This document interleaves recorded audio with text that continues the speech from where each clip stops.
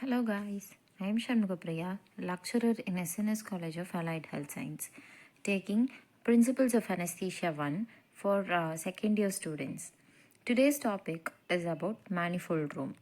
So basically, manifold room is situated in a convenient, well ventilated, spacious room in the ground floor away from the wards for easy transportability of bulk cylinders and is fireproof room.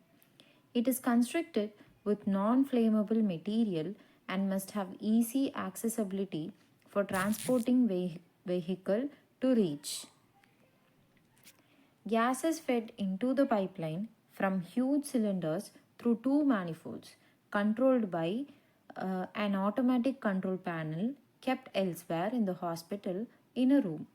Usually, the manifold room houses the manifolds for oxygen, nitrous oxide, and oil free filtered air from an air compressor and a vacuum from a vacuum tank.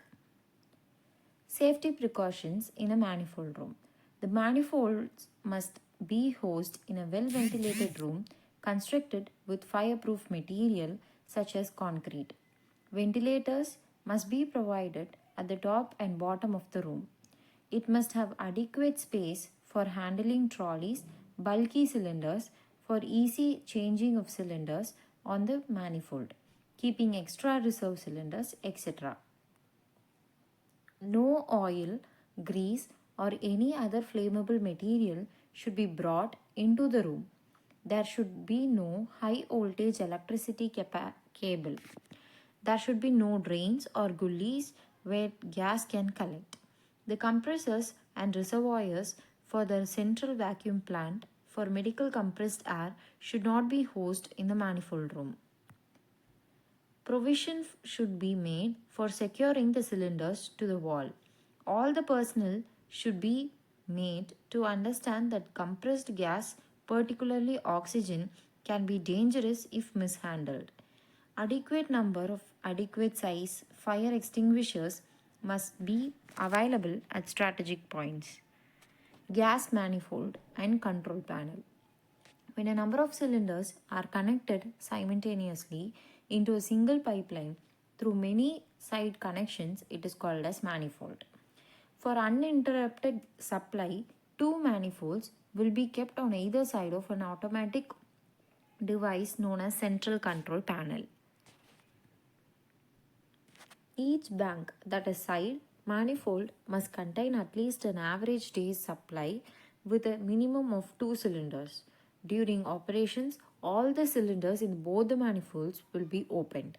One manifold will be running bank of the cylinders from which the gas flow into the pipeline, while the other manifold will be the reservoir bank.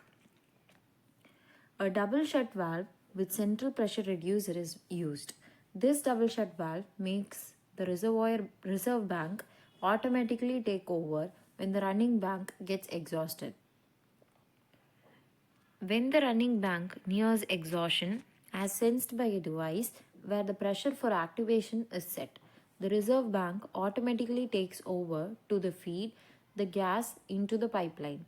Uninterrupted supply, simultaneously activating warning lamps on one on the control panel, other in the theatre complex to notify by the anesthetist. Advantages of centralized medical gas cylinders or gas system for the patients: no distressing sight of cylinders at the bedside, elimination of irritating noise from movement of cylinders, protection of contamination due to movement of cylinders, uninterrupted and clean supply at desired location.